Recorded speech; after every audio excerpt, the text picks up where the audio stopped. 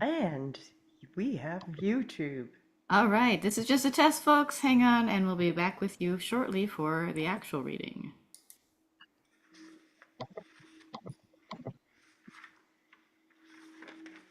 Okay, I hope that ended.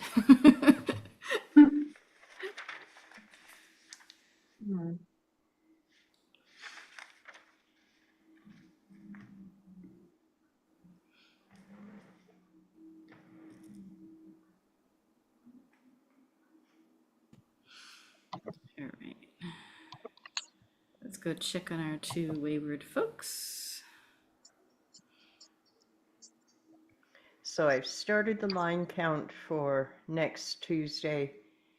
We're doing 2 shows, Mrs. Brown's Boys and Schitt's Creek. Oh, fun. Yeah, it's going to be a fun night. And if you don't know Mrs. Brown's Boys, it's made in Ireland. Hello. Hello. Hi, Aubrey. Hi. I was on a phone call, so that's why it took me a minute. Oh, that's okay. I'm still waiting on Colin. I did send him the text or the cast list, so earlier. You're such a good leader. Thank right you, there. Aubrey. It's a mom. It's it's being a mom.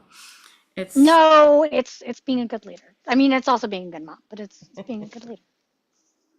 Like, stop it. Let us love you. God damn it. Right? I have not seen. Oh, I can see the message. It looks like so. Hopefully, I'll be here.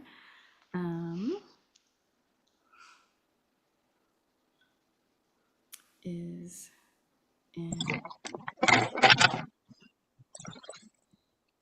We're saying you guys have a movie theater near you.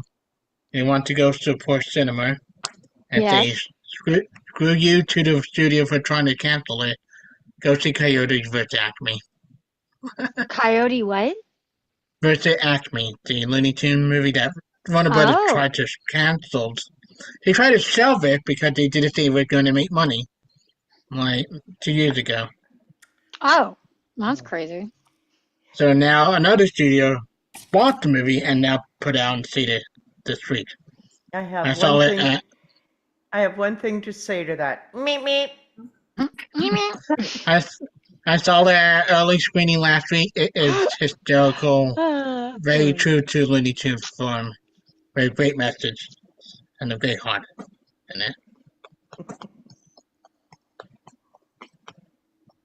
Especially you love Wile E. Coyote was on it. It made Wile E. Coyote the hero you root for, in a way.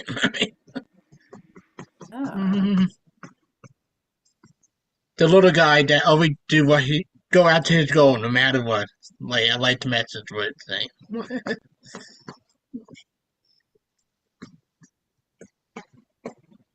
And John Cena is hysterical as the villain. Well, John Cena is already hilarious. I do love John Cena. Well, spoiler, there's a scene with him and Tweety Bird. He starts speaking like Tweety Bird, and it's the most funniest thing.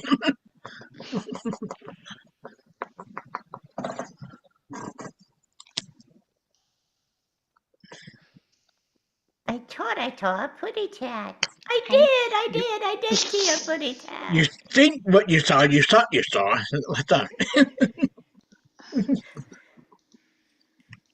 And the idea of it is clever. Pretty much Wile E. Coyote suing the Acme Corporation for all the product he had over the year. And it kind of a commentary on Warner Brothers and other companies in a way. What they're trying to say.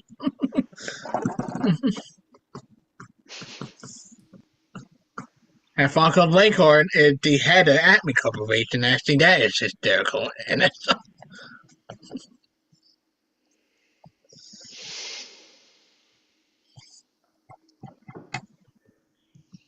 Colin was early last week. This is troublesome. Yep. I just sent him. I know he saw the cast list because I can see the icon that said he saw it. I just sent him information on the Zoom link, so hopefully he'll show up here. Where's Tom? Maybe 10 minutes. Maybe it's Tom. Maybe he got phone call. I love. Oh, yeah. Where's my Great Gatsby book? I have so many books in my bookcase. I have Great Gatsby somewhere in my bookcase.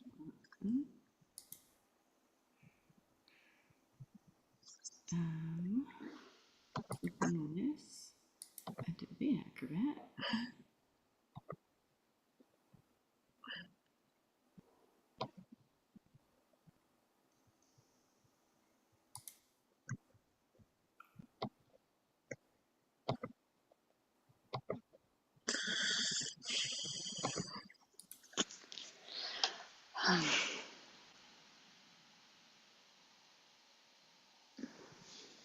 Well, I'll give him a few minutes and then I'll recast it, I guess.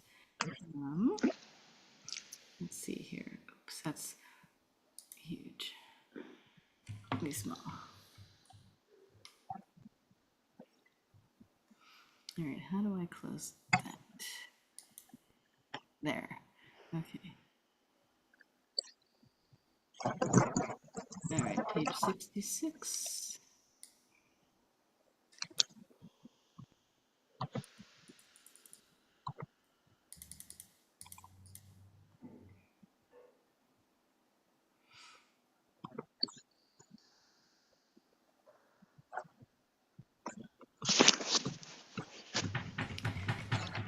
Okay, now let me look at the cast list.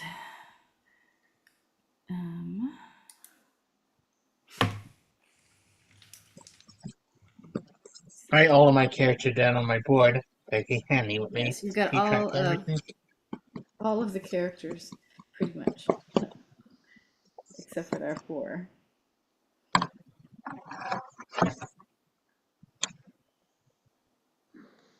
Okay, so where's Colin's lines?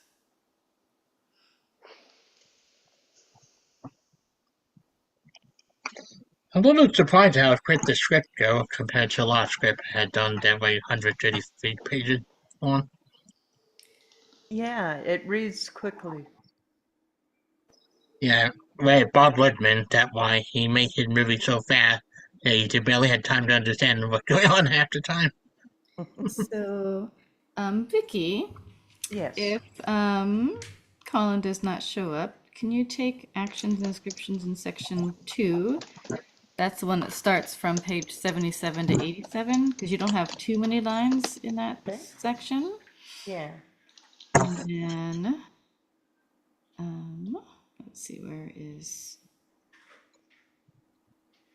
okay.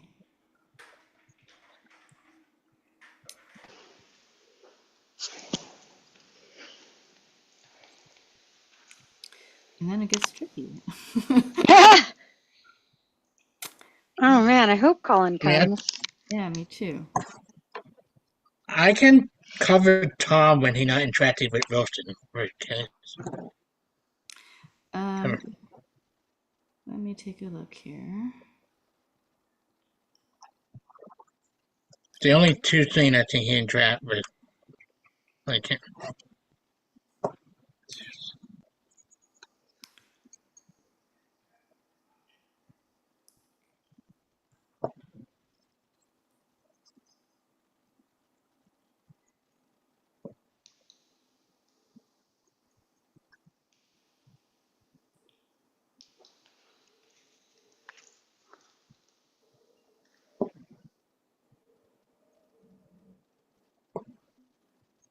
All right, she's got to figure out what to do with those 3 parts.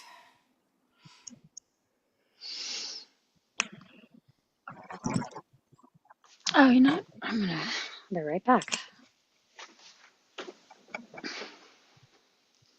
That's fine. You take your time, Aubrey. Oh, I'm just grabbing my hat. And then, Katie, if you wanted to take actions and descriptions in section action descriptions 3 also. So, because you've got the last section. So if you just started at page 87 and go all the way to the end. Page 87 onwards. Yeah, instead of starting at 110, you start at page 87. So it'll overlap with That's some not gonna of Daisy's lines, but and then I'll I'll do just my best. I'm sure it'll be okay. Oh, That is so not gonna work. Okay, never mind. This is why I can't have nice things. okay. So I can't do props. These darn things. hmm. Yes, before my mic, I didn't have to have these earbuds in, and I had a lot more freedom then too. I get it. Yeah, I'm only working with one screen today. I usually have two, so I can put the script on one and everything else on the other. But today it's all floating on one. All right, so I'll just see if he shows up, but we're gonna get started without him anyways. So, So who's covering what? If he does. so I'll take Tom, and then I just had actions as script pretty much. So, so Vicky will take the action descriptions in section 2, and Katie will take them from sections 3 and 4. So we're good. All right. Let's see, recording. And we'll start with some introductions here in a sec. As soon as I find the record button, dear God. There it is, it's moved. Let's try. And live stream. Oh, looks like we are live streaming, so we might have gotten all those things out there too. So, I thought I'd stopped the live stream, but maybe I didn't. Anyways, welcome to our reading of the second half of The Great Gatsby. We will start off with some introductions of our cast here, and then jump right into the script. So, let's start off with Aubrey. Are you there?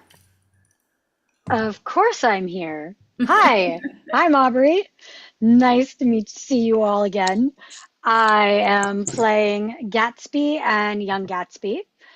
This time around, my pronouns are, you could call me whatever you like. Honestly, I just don't care. But I mean, I guess I'm a she, her, but I'm also a he, him sometimes. I don't know. Today I'm a he, him. That's what we got. All right. Anyway, I'm from Northern California, and I don't remember if there's any other ones that I need to tell you. Oh yes, where you can find me is Lucy in the Fair, yeah, you can look that up. That gives you the link to my Spotify. You can find me all over the YouTube, and that's it. Sorry, I feel like I just got put on the spot here. All right. And then we'll go on to Vicky. Hello. I'm Vicky Dykes. I'm an actress in Central Alberta, a small town, Penhold, up in Canada. My pronouns are she, her, and tonight I am reading for Nick. And you can find me on YouTube, not YouTube. I wish, I'm going to do that one day. You can find me on Facebook under the name Vicky Dykes, and I'm Yoga Grandma 10 on both Instagram and Threads. Awesome. Let's go on to Katie. I'm Katie Johnstone. She, her pronouns. I'm also in Canada. I'm on Vancouver Island on the West Coast. I'll be reading Daisy and some of the actions and descriptions. And I think I'll just skip the social media just because I have not got my social media sorted out yet. All right, no worries. Chris. Hello, my name is Christian. I am from Fairfield, Connecticut. Him. I found a Christian Facebook letterbox instead of I am be playing Cody, Senator Gauntlet, Herzog, Bushheim, Daisy Mom, Wilson, Policeman, Well-Dressed Man, Michaelis, Gardner, and poor young Pammy.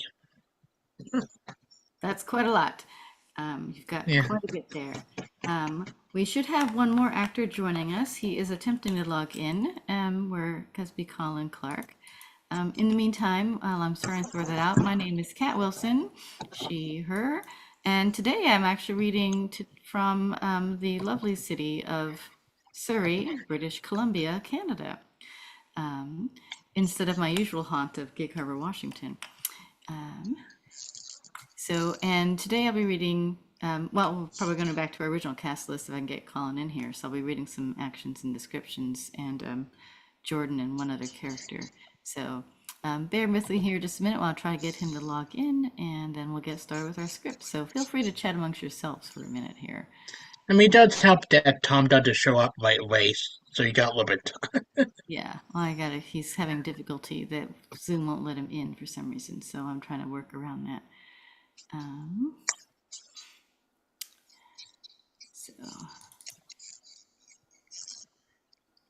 So apologize for the delay.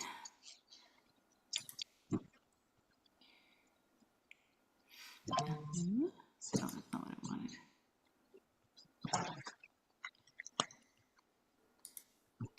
But if someone would be lovely to give a synopsis of where we were, where we covered in the first half of the story, if anyone would love to volunteer for that.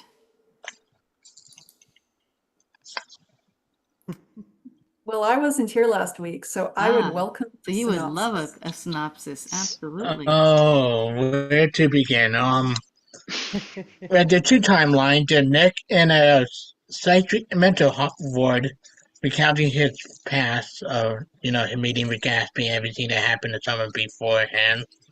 That not in the novel. Then Nick show up. Where is it exactly taking place? Someone remind me. East Bay, New York. Somewhere in New York, I think. Long Island. To his cousin Daisy house to spend the summer with them. You live across the off a Gatsby mansion that's for a party every night. You get invited. Short term of it, Daisy is married to Tom.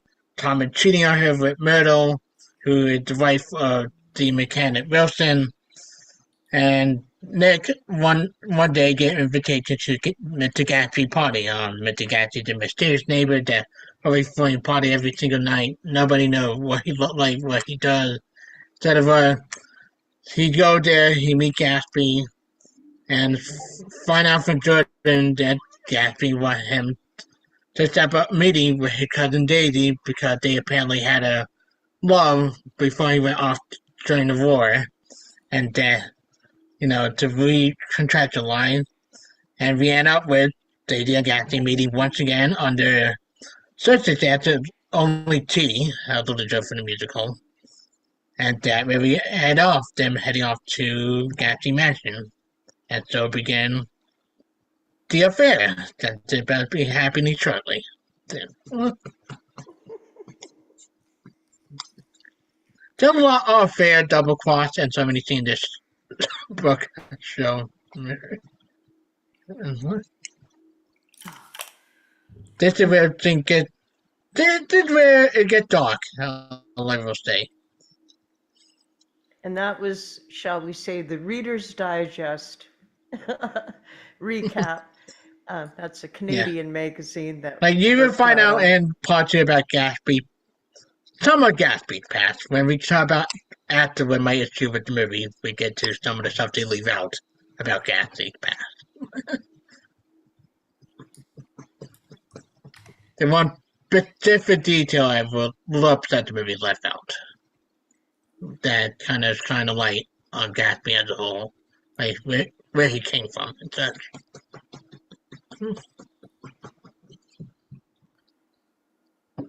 But not the only time adaptation Gatsby kind of made me mad. The musical does the same thing, but worse. That is another conversation for another day. They cut out all of Gatsby past in the musical. They don't go into his backstory and such. Like, It's interesting. I mean, they refer a little bit in the song Pat Catch Up to Me. He mentioned, like, make, what's the line? Like, rectify the past, make nickel for the dime, like, line he referenced in the lyrics.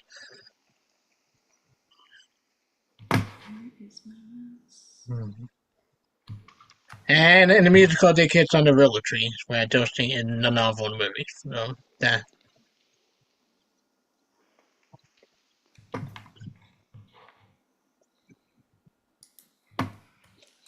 Huh. Is Colin still trying to get in?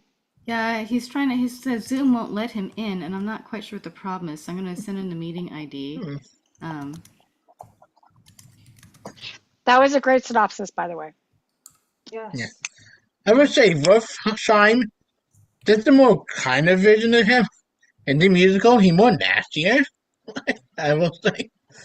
Like, in the musical, they make it interesting where Wilson kind of is part of Wolfsheim and Gatsby bootleggy business. Like, he holds a lot of liquor in his gas station. Like, where it's different, and that's one of the reasons why I get held up a little bit to the end by the police in music.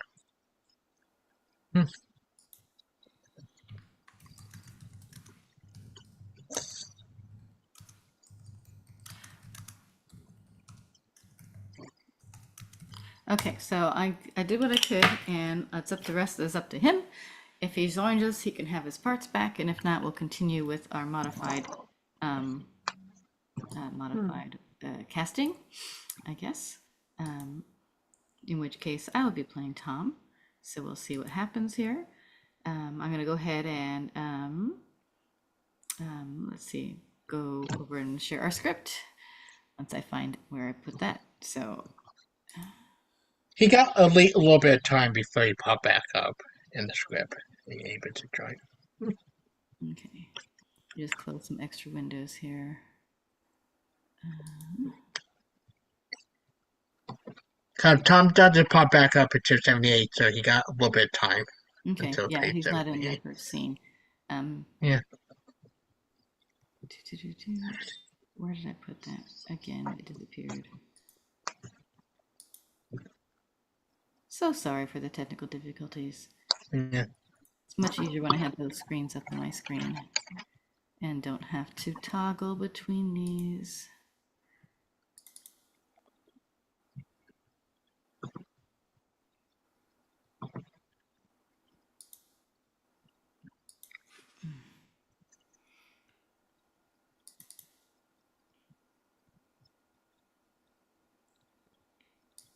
So many clicks.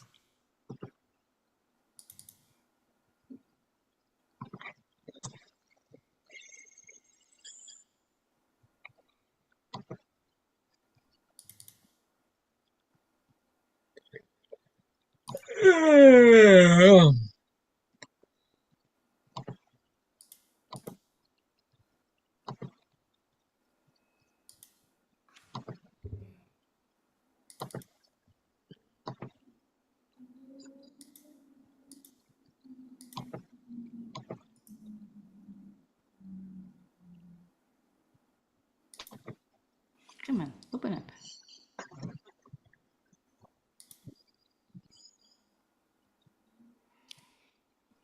All right, I think I found it.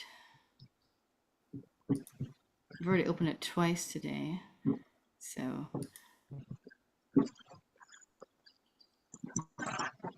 it's just being slightly annoying. Share.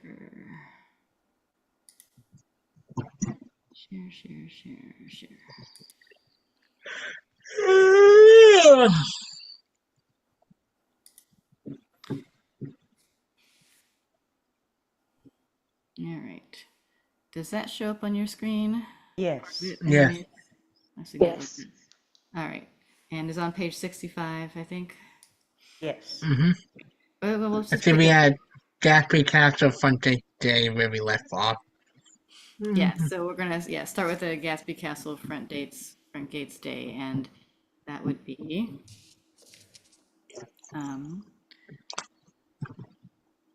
who is reading that section? Oh, that'd be all right. So I will start off with that section there, and It changed to the cast list. I know it did because I'm making sure who's reading that one. So Okay. I'll put it right back on the script here in one sec. Which pages? There we go. Oh, it was on page 66. Now it's back on page 1. Of course it is. And it got smaller. Recapping the whole couple there we go. pages. Why are we doing There we that? go. There we are. Okay. Okay, I think we're set. My Yay. goodness. Okay, so thank you for bearing with us out there, and we'll get started. Exterior, Gatsby's castle, front gates day. Servants swing open ivy-covered gates. I had the gates brought in from a castle in Normandy. Reveal Gatsby's castle, glistening in the sunlight. Close on Daisy, a delighted cry. Oh, Jay, it's so grand. Do you like it? I love it. But how do you live here all alone? I don't. I keep it always full of interesting, celebrated people. As Daisy runs ahead, Gatsby murmurs to Nick. My house looks well, doesn't it? See how the whole front catches the light like that? Daisy yells back. Come on, you two. I want the royal tour. Dissolved to the exterior of Gatsby's castle gardens day. Gatsby is transformed into a good-natured show-off, hurrying Nick and Daisy through a maze of fantastical gardens, past magnificent fountains, and into his castle. Interior, Gatsby's castle, kitchen day. Gatsby shows off his brand new orange juicer. You must understand, I like all things modern. Daisy readies a cocktail shaker beneath the spout of the giant silver-orange juice machine. If you press this button here, the orange shoots through here and crushed there. The juice of 200 oranges extracted in 1 hour. Gatsby presses, and the machine groans and juice splashes out. Dissolved to exterior Gatsby's beach, diving pontoon, late afternoon. Daisy, Nick, and Gatsby drunkenly drive golf balls out toward the bay. Nick films on the world's first home camcorder. It's a remarkable little camera, latest design. While nearby, a butler in a boat stands watch over a spinning gramophone and bottles of champagne. You do know I'm a champion golfer, don't you? Here, I'll show you how it's done. Correct. Daisy cuts a marvelous swing, snapping a club in two. She falls into Gatsby's arms. Nick films. She looks like she could be on the cover of Vogue, don't you think? Dissolved to interior Gatsby's castle, grand ballroom, early evening. Gatsby and Nick trail behind Daisy, crossing the ballroom. Daisy, champagne in hand, spots the soaring ballroom organ. Oh, it's beautiful. It's a custom Wurlitzer. Can anyone play it? Clip Springer can. Someone wake A-Wing. Daisy twirls around, overjoyed. Music, and we can dance all night. A-Wing's a symphonic genius. He can play anything. Daisy runs up the stairs and calls down. Then I demand a Charleston. Gatsby gazes up after Daisy and confides in Nick. She makes it look so splendid, don't you think, old sport? Dissolved to interior Gatsby's castle, Gatsby's bedroom evening. Nick and Daisy follow Gatsby into the bedroom. Gatsby bounds ahead, starting up a spiral stair. He throws open a massive cabinet, revealing a prism of suits, dressing gowns, watches, and ties. I've got a man in England who buys me clothes. He playfully tosses Daisy a boater hat. Something for the lady. And then he begins yanking down shirts and tossing them over the rail to Daisy. I've never seen anything like it. He sends me over... Oh, go ahead. Sorry. He sends me over a selection at the beginning of each season. With Jay. ever increasing enthusiasm. These are silk, linen, Indian flannel, Egyptian cotton. Daisy, intoxicated, leaps on the bed, arms outstretched. No, Jay, you'll ruin them. Nicky, he's a madman. Nick, more and more shirts float down, the rumble of distant thunder. Close on Daisy, time slows as shirts flutter like giant snowflakes down towards her. Slowly, quietly, her mirth transforms to sobs. She hides her face in shirts. Gatsby eases down the stairs and nestles beside Daisy, taking her tear-streaked face in his hands. Oh, what is it? It's just, it makes me sad because... What? Daisy glances Why? in Nick's direction. Why?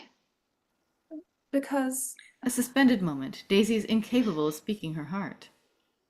5 lost years struggled on Daisy's lips, but all she could manage was, it's just because I've never seen such beautiful shirts before. If it wasn't for the mist, we could see the green light. What green light? The one that burns all night at the end of your dock. As Gatsby and Daisy stare out across the bay, possibly it had occurred to Gatsby that the colossal significance of that light had vanished forever. Now it was once again just a green light on a dock. His count of enchanted objects had diminished by 1. Nick, impelled to remind Daisy and Gatsby of his presence, emerges from the shadows and descends the spiral staircase. He holds a photo of an elderly man in yachting costume. Who's this, your father? Oh, no. That's Mr. Don Cody, old sport. He's dead now. He used to be my best friend years ago. Daisy joins Nick at the bottom of the steps. In the photo with Cody, also in yachting costume, is a young Gatsby. You never told me you had a pompadour or a yacht. Gatsby hastily plucks a scrapbook up from the row on his desk. I want to show you something. Look, here's a clipping. There's a lot of clippings about you. They admire a scrapbook together. You saved my letters. This was my first photo of you. As Daisy flips through and pulls out an old letter of hers, we hear her reading the letter in an abstract voiceover.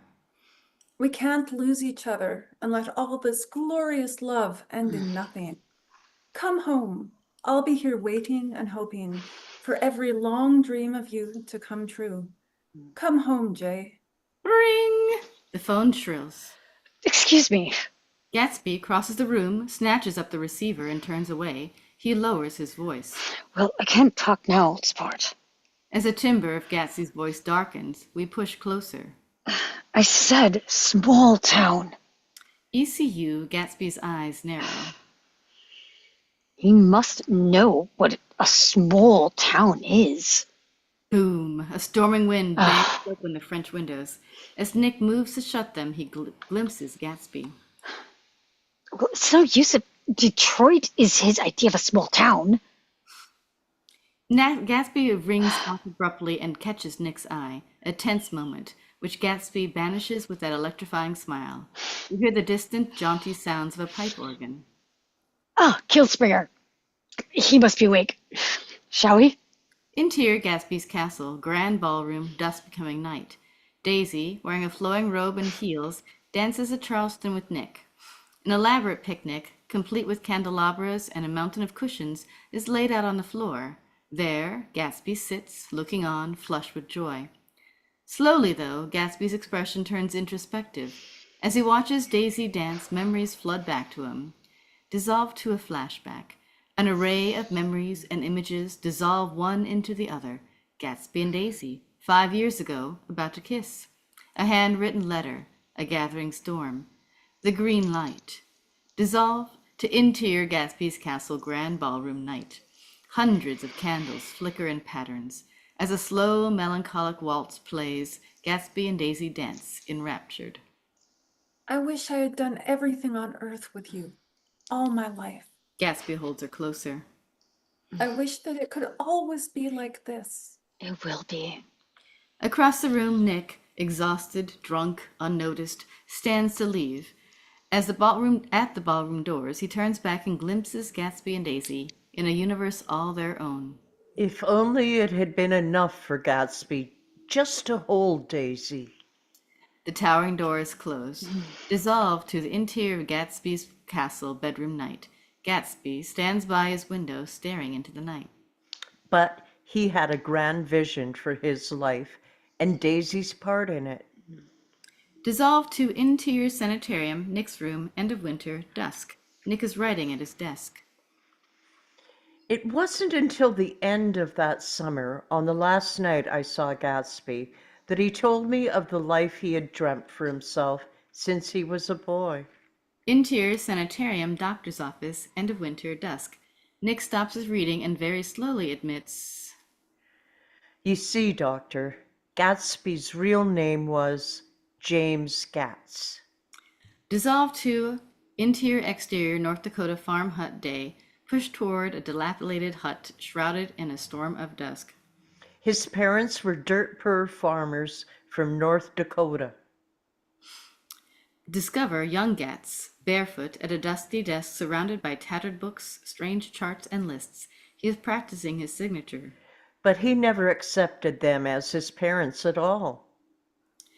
Young Gatz turns from his writing and looks through a hole in the roof toward the infinite heavens.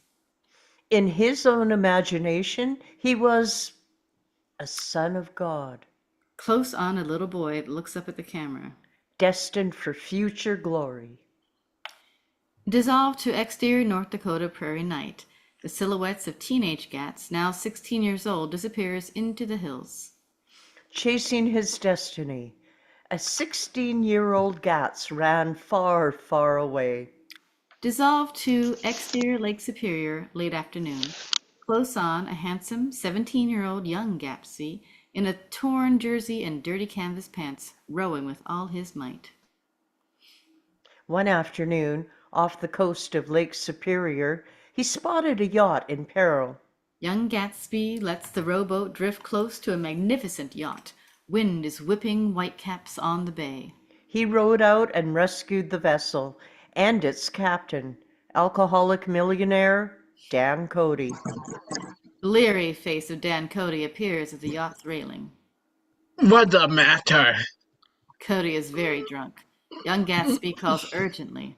Sir, the shoal's here's real bad. The wind could drag you into it.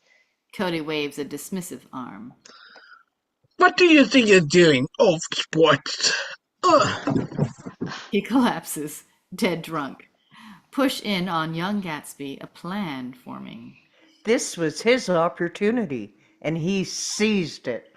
Springing into action, he clambers onto the yacht. I decided right then and there to call myself Jay Gatsby. Dissolved to the exterior of Cody's yacht late afternoon, young Gatsby hoists a sail as a storm rages around him. He sailed the yacht out of danger and into his future. Dissolved to exterior Cody's yacht day, a perfect sunny day. Young Gatsby and Cody are sailing. Gatsby showed skill and ambition, and for 5 years they sailed the world.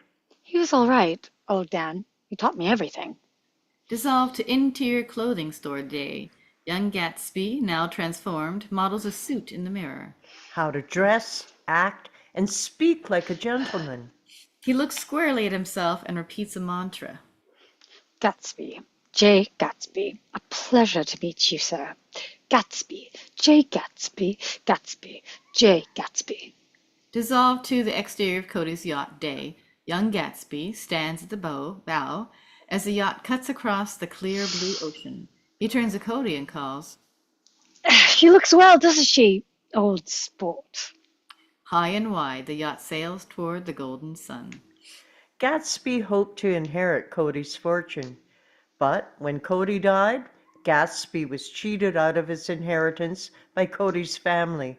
He'd been left with an ability to play the gentleman, but he was once again dirt poor. Slam cut to newspaper montage. Piles and piles of New York City newspapers swirl rapidly toward camera, and we read their headlines. Gatsby's staggering wealth. Money, money, money. By midsummer, Gatsby was front page news. Gatsby buying our city. Investment monopoly fuels concerns. Jay cashes in. Gatsby strikes Wall Street gold. Gatsby invests in skyscrapers. Jay pays for everything. Parties, galas, parks, schools. Wall Street King, meet Jay Gatsby. A final newspaper covers the frame. Where is the money from? Mystery millions spark wild rumors. We push toward the paper and dissolve toward exterior Gatsby's castle night. Another glittering party. Just double page numbers here. Okay. Where did the money come from? Fade in on decadent, grotesque images of drunk revelers. That's what all New York wanted to know. And it was the same question on Tom's mind when he accompanied Daisy to one of Gatsby's glittering parties. Discover Gatsby leading Tom, Daisy, and Nick to the top of the terrace stairs. And here we'll switch narrators. We're on page 77. Yep. And that would be... Colin's here. Oh, you are? Okay. Awesome. Yay! Hi, sorry for the late call, everyone. Hope it didn't mess. Nope, that's mess okay. you guys up. That's great. You are right in time. Your character's just about to enter the stage here. Perfect. And that's page 77, is that Page correct? 77. Yep, I've got it on Okay. the screen. Get that pulled up. And your actions and descriptions. Oh, no, he's not. No? Because I was going to be me for this section, and I was Oh, going to okay. take Tom, so I'll keep reading those. Exterior Gatsby's castle, terrace, dance floor, night. We've got a great band here. Have a look around. Excuse me. He turns briefly to talk to Senator Golick. A lot of these newly rich people are just filthy bootleggers. Not Gatsby. He's a businessman. A businessman. He owned a lot of drugstores. Gatsby gracefully introduces Senator Golick to the group. May I introduce Senator Gulick? This is Mr. Caraway and Mrs. Buchanan. Delighted. And Mr. Buchanan. The polo player. Oh, no, not me. Only a pleasure to meet a Buchanan. I'd rather not be the polo player. Gatsby bids Senator farewell while Tom glowers to Daisy. Sorry about that. Okay. I'd rather not be the polo player. Oh, Tom, you should be proud of your achievements. Gatsby interjects. May I show you around? He guides them down the stairs. You must see the faces of a lot of people you've heard of. Absolutely. We don't go around very much. I don't think I recognize a single person. Perhaps you know that lady there. Gatsby indicates a lovely orchid of a woman, Marlene Moon, the silent film star. It's Marlene Moon. I adore her pictures. As Gatsby leads Daisy, we catch Tom repeating to Nick, I'd really rather not be the polo player. dissolve to exterior Gatsby's castle, garden table, night. Tom, Daisy, Nick, and Gatsby sit at an elaborate conceived dinner table watching the band. These things excite me so. I believe we've met somewhere before, Mr. Buchanan, about a month ago. That's right. And you were with Nick here at the barbershop. That's right. See, I know your wife. Oh, is that so? Yes. As the number subsides and the crowd applauds, Herzog appears and addresses Gatsby with whispered intensity. Mr. Gatsby, sir, Mr. Slagle is here. Herzog indicates Slagle, a dark-suited man who stands on the distant terrace with three sinister-looking associates. Gatsby, so besotted with Daisy that he cannot take his eyes off of her, whispers fiercely. Not now. Herzog silently recedes. A romantic foxtrot strikes up. Tremalco introduces, and now dice, brass knuckles, and guitars with the Foxtrot. Gatsby turns to Tom and gestures to Daisy. Mr. Buchanan, would you mind terribly? Tom does indeed look like he minds, but a group of scantily clad girls who cavort gracelessly on the other side of the garden momentarily catches his eye. Of course not. I think I can keep myself amused. As Daisy takes Gatsby's arm, she tucks a slim gold pencil into Tom's breast pocket and murmurs. In case you need to take down any addresses. As Tom fumes, Gatsby leads Daisy out onto the dance floor. Pushed close on Tom, growing increasingly suspicious. Dissolve to exterior Gatsby Castle, dance floor night. As Daisy and Gatsby dance, Daisy murmurs thrillingly, Is all this made entirely from your own imagination? No. You see, there are all along in every idea, in every decision. Of course, if anything is not to your liking, we can change it. It's perfect. From your perfect, irresistible imagination. exterior Gatsby's castle, terrace night. Tom and Nick watch Gatsby and Daisy dance. Tom looks around, perplexed by a distant thought. I wonder where the devil he met Daisy. He notices Marlene Moon seductively, secretly watching him. I'll find you. He leaves Nick alone, and Nick watches as Gatsby simultaneously leads Daisy from the dance floor. Exterior, Nick's bungalow, magic tree, night. Daisy runs ahead, playfully hurrying past the low-hanging branches of the massive tree. She disappears inside. Gatsby follows, but upon entering the secluded starlit world sees no sign of Daisy. And then, from out of the shadows, the sparkle of jewels. Gatsby turns, and Daisy's lips suddenly find his. A long, still kiss. Exterior Gatsby's castle, bar, night. Nick is keeping watch, gazing down to his yard in the tree, when Tom suddenly appears. Have you seen my wife? Startled, Nick turns. No, not for a while. Well, that's funny, because the senator said that he saw her down here. Tom follows Nick's gaze down toward the tree. Exterior Nick's bungalow, magic tree, night. Gatsby and Daisy continue their passionate kissing, and after a moment, Daisy whispers, I wish we could just run away. Gatsby is startled. Run away? Darling, no, Daisy, that wouldn't be respectable. Exterior Gatsby's castle, bar, night. Tom is still looking to the tree. Live here, Nick? Nick, an overwhelming sense of guilt, indicates vaguely in the direction of the tree. Yeah, just next door. Is that so? Exterior Nick's bungalow, magic tree, night. Gatsby continues. We're going to live here, in this house, together. You and me, Daisy. It's time for you to tell Tom. Exterior Gatsby castle, bar, night. Close on Nick, a moment of extreme tension as he fears Tom will investigate further. Suddenly, their attention is drawn to a commotion on the terrace. Glasses smash, a woman screams, and through the crowd we see Slagle and associates causing a disturbance. What a circus this is. Well, if you happen to see her, I'll be looking for her. You just make sure to tell her that.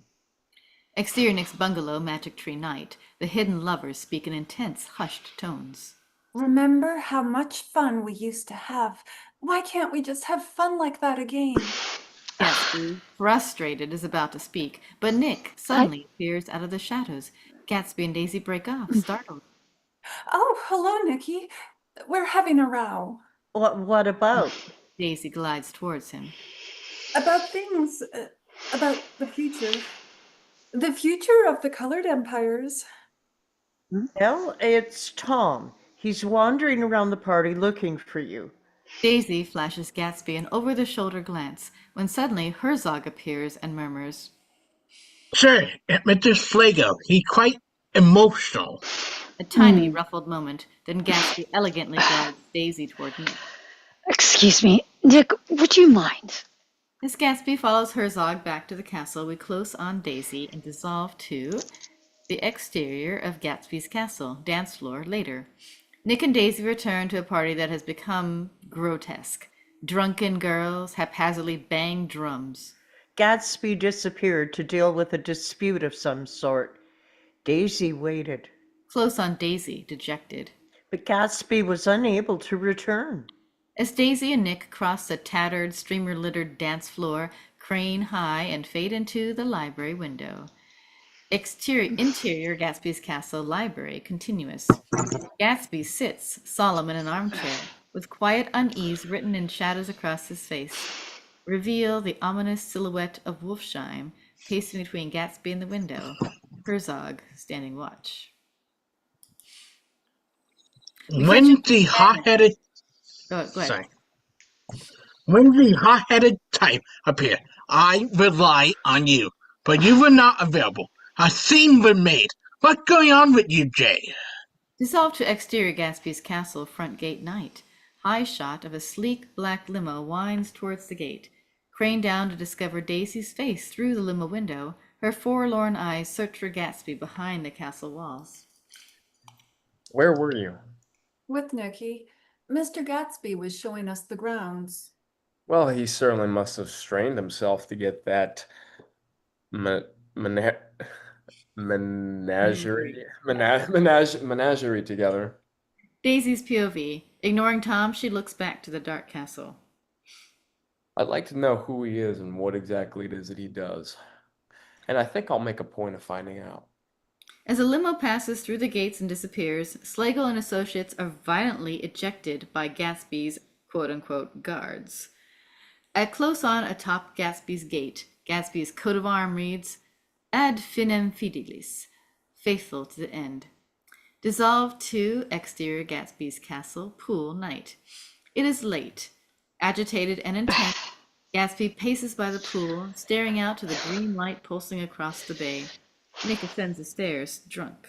Oh, well, there you are. Daisy just left, but she asked me to tell you she had a wonderful time.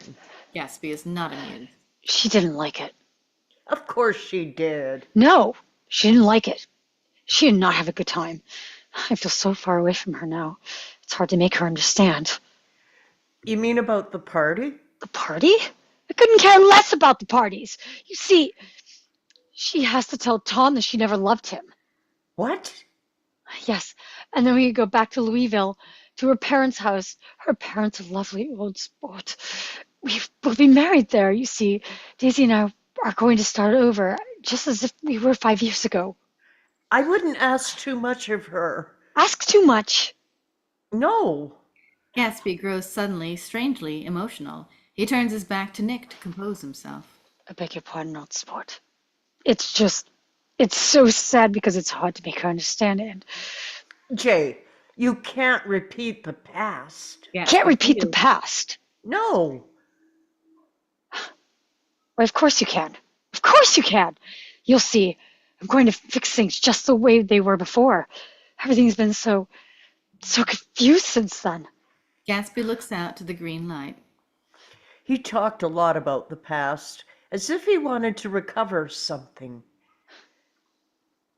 As if I could just get back to the start. If I could just get back to the start, I could find it again. Some vision of himself that he had put into loving Daisy. In the clouds among the stars, the image of Daisy's house in Louisville appears, as if frozen in time. Dissolved to... and then interior, exterior, Daisy's house, Louisville night. Pushed toward a wide veranda strung with banners in support of the American war effort, and beyond into a parlor. Pretty Southern girls and fresh-faced soldiers dancing, clapping. 5 years ago, Gatsby found himself at Daisy's house by colossal accident. Amidst the many revelers, discovered Daisy hurrying through the crowds. I went to her house first with some of the other officers from Camp Taylor. I've never been in such a beautiful house before. Daisy rushes up the steps and looks back. At the bottom of the steps, smiling up, is the object of her affection, young Gatsby in officer's uniform. But his uniform is the truth. That he was a penniless young man with only that grand vision of himself. Daisy's mother stops her on the steps. Daisy, don't scamper. There are so many dashing young officers here, and from such illustrious family. Close on Gatsby watching Daisy. I always knew that I could climb, but I could only climb if I climbed alone. Against his better judgment, he follows Daisy up. Interior, Daisy's house, conservatory atrium night. Checking to make sure no one else is seen, Daisy slips quietly through a set of doors into the conservatory. Gatsby is not far behind, a secret rendezvous. Exterior Gatsby's castle, pool, night. I knew that when I kissed this girl, I would be forever wed to her. Interior Daisy's house, conservatory atrium night. Daisy throws herself into Gatsby's arms. About to kiss, Gatsby is struck by a sudden instinctive thought. Exterior, Gatsby's castle, pool, night. Gatsby remembers. So I waited. So I stopped. And I waited. And I waited. Interior Daisy's house, conservatory atrium night. Gatsby's eyes drift up. I waited for a moment longer. He looks out the dark crystal windows, beyond the trees, to a staircase of moonlight climbing up, up, up. He knew that if he kissed this girl, his mind would never again be free to romp like the mind of God. that falling in love would change his destiny forever. Exterior Gatsby's castle, pool, night. And then I just let myself go. Interior Daisy's house, conservatory atrium, night. With sudden resolve, Gatsby kisses Daisy. In ravenous embrace, they fall onto the long sofa lounge. She blossomed for him like a flower. Extreme close-up on Daisy. Her lips tremble, eyes wide, breath quickening. And the incarnation was complete.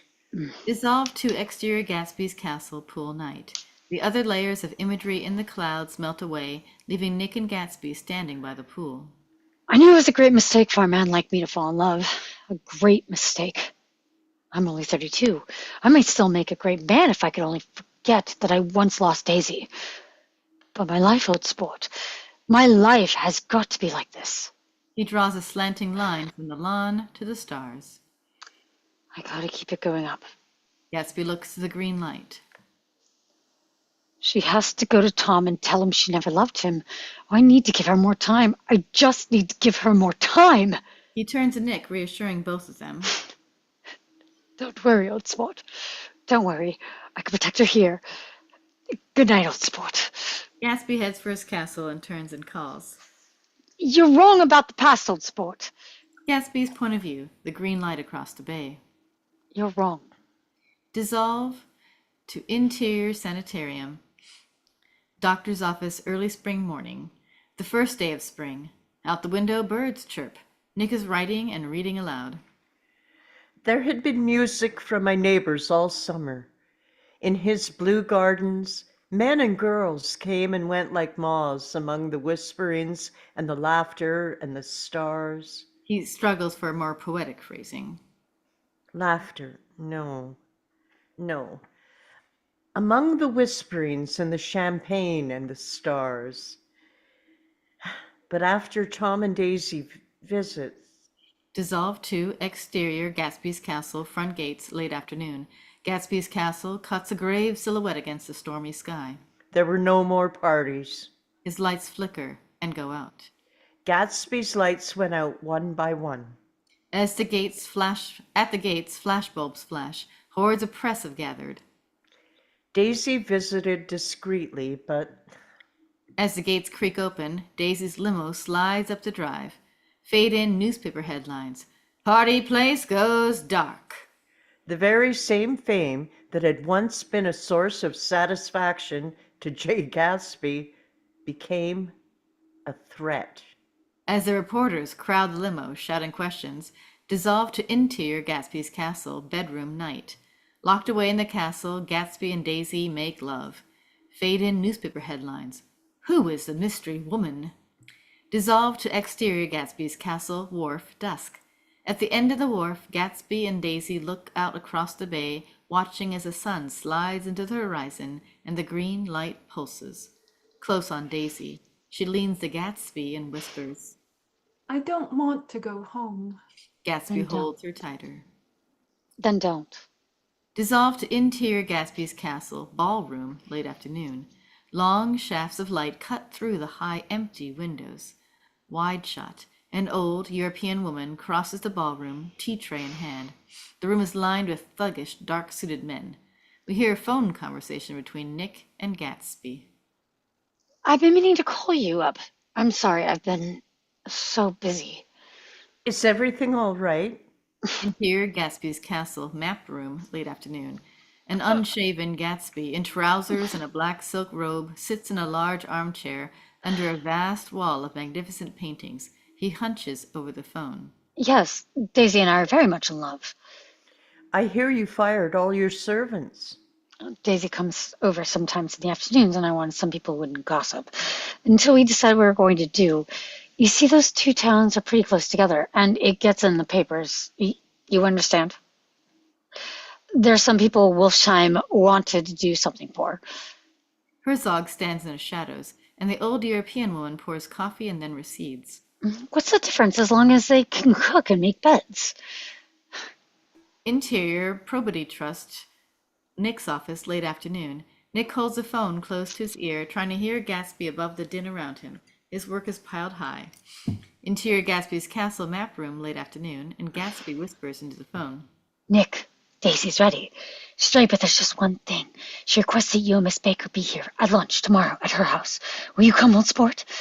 Interior Probity Trust, Nick's office, late afternoon. Push in on Nick. A decision looms.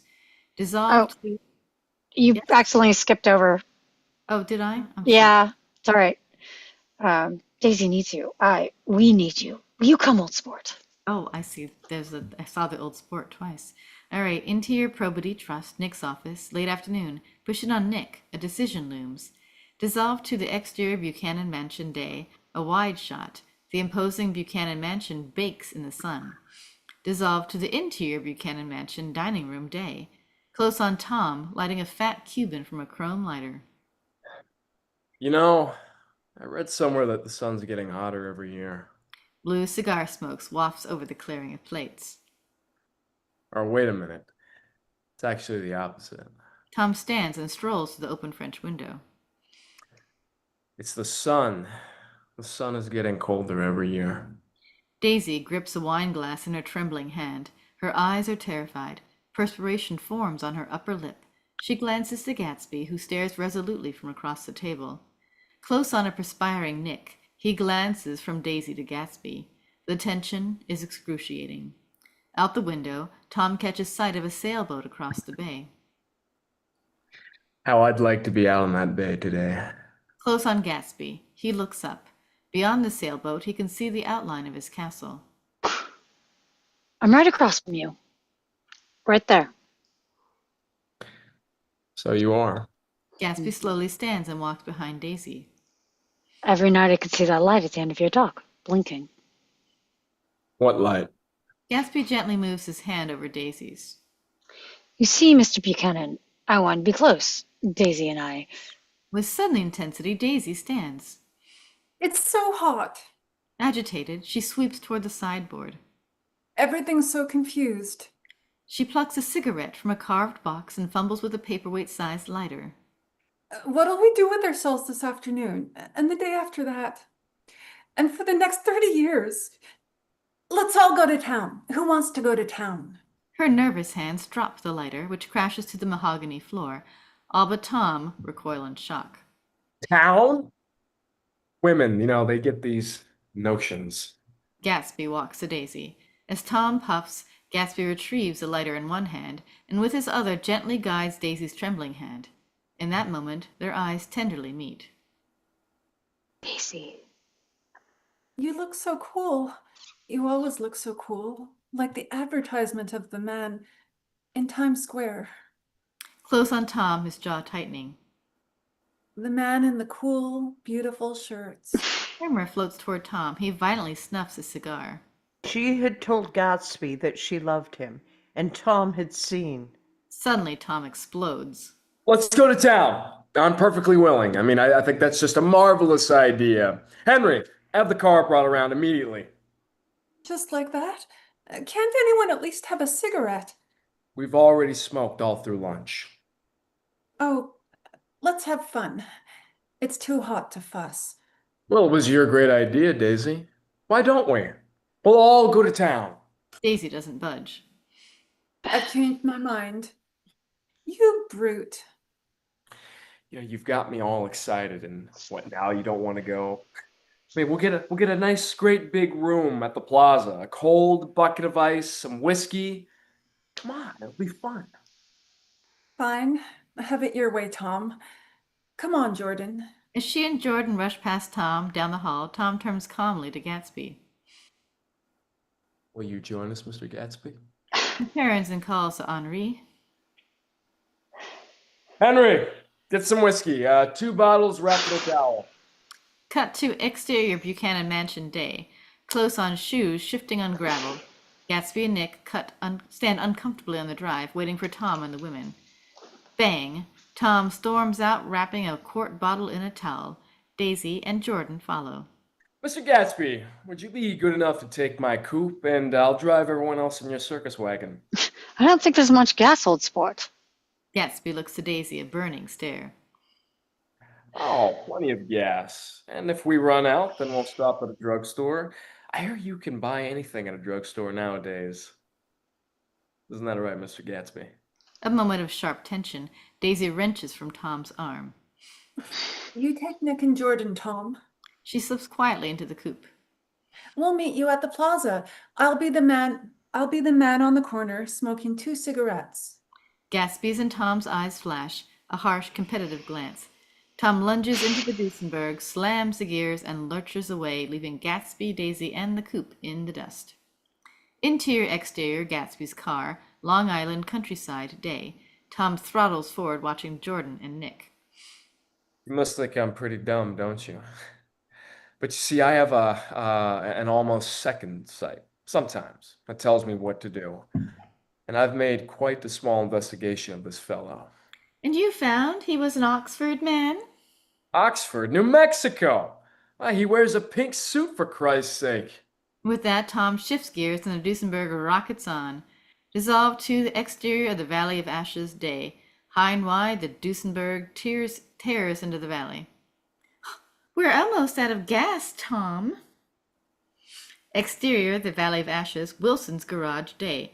Screech! Tom slams the brakes and the Duesenberg slides to a stop at Wilson's. Wilson doesn't budge. He's staring with sickly eyes at the giant billboard of Dr. T.J. Eckelberg. Wilson! Wilson, what are you waiting for? Come on, let's have some gas. Oh, Christ, do I have to do it myself? I'm sick. I all want down. I need money bad. My wife and I want to go west. Your wife does? Tom glances up to the window above the garage.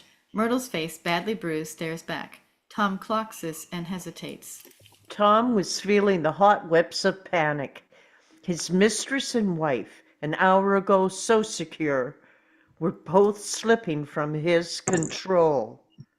I just got riled up to something funny the last 2 days. She's going whether she wants to or not.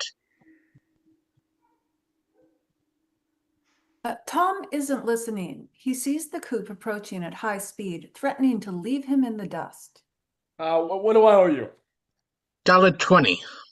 The blue coupe flashes by. Tom glances back to Myrtle and then jumps into the Duesenberg. Oh, you can have the car. I'll send it around tomorrow. He throws the coins into the dirt for Wilson to collect. Then he floors the gas and peels out after the coupe. Interior, exterior, Gatsby's car, Tom's coupe, day. Vroom! The cars roar neck and neck, veering, swerving, and skidding perilously close. As Tom and Gatsby shoot dangerous glances at one another, Daisy waves carefree back to Tom. Pan up, the cars tear over the Queensboro Bridge toward the glimmering Golden City. Slam cut to Interior Plaza Hotel, Suite, day. Crack, crack, crack. Shards of ice spilt off from a hunk as a bellboy makes ice cubes. That's enough. The room is large and stifling hot. It has been filled with huge ice buckets in an attempt to cool it. Gatsby, Tom, Nick, Daisy, and Jordan are bathed in a thin sheen of perspiration. Open another window. There aren't any more. Then telephone for an axe. Oh, forget about the heat, would you? You make it worse by crabbing about it. Why not let her alone, old sport? Oh, that's a great expression of yours, isn't it? What is? Tom turns to Gatsby. Old sport? Now, where did you pick it up? Now see here, Tom. If you're going to make personal remarks, I won't stay here 1 minute. Gatsby's foot beats a restless tattoo. Tom eyes him suddenly. Mr. Gatsby, I understand you're an Oxford man. No, not exactly. Oh, yes. See, I understand that you went to Oxford.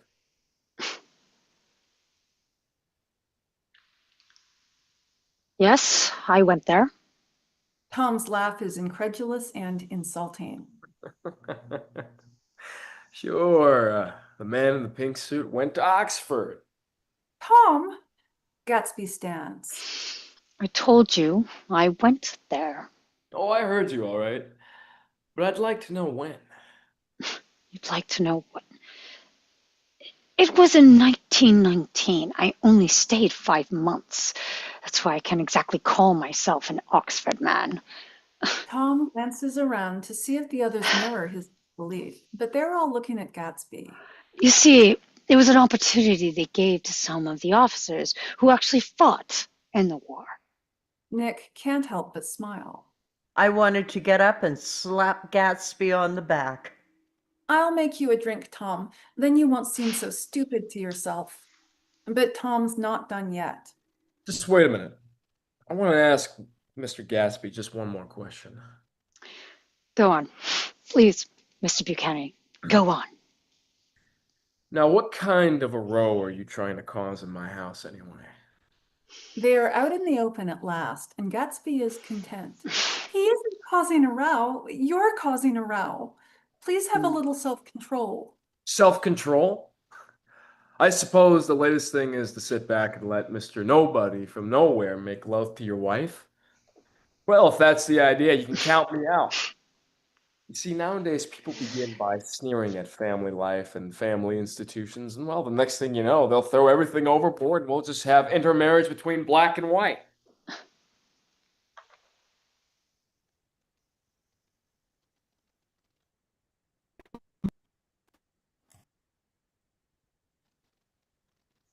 Jordan? Oops. We're all white here, Tom. Your wife doesn't love you. She's never loved you. She loves me. Must be crazy. No, old sport. See, she never loved you. She only married you because I was poor, and she was tired of waiting. It was a terrible, terrible mistake, but in her heart, she never loved anyone but me. We should go. Daisy and I have nothing to hide. Jay, let's go, please. Sit down, Daisy. Yes, Daisy, please sit down. Tom's voice gropes unsuccessfully for the paternal note. What's been going on here exactly? I want to hear all about it right now. I just told you what's been going on. It's been going on for 5 years. Tom turns to Daisy sharply. You've been seeing him for 5 years? Not seeing, no, we couldn't. But both of us loved each other all that time, old sport. And you didn't know. I used to laugh sometimes to think that you didn't know. Oh. That's all? No, you are crazy. Because I can't speak about what happened 5 years ago because I didn't know Daisy then. But I'll be damned if I see how you got within a mile of her unless you brought the groceries to the back door. But all the rest of that's a goddamn lie. Because you see, Daisy loved me when she married me, and she still loves me even now. Tom starts to make himself a drink. No. Oh, she does, though. And what's more, I love Daisy, too. See, once in a while I go off on a spree, right? But I always come back, and in my heart I love her all the time. You're revolting. Daisy's voice drops an octave lower, filling the room with thrilling scorn.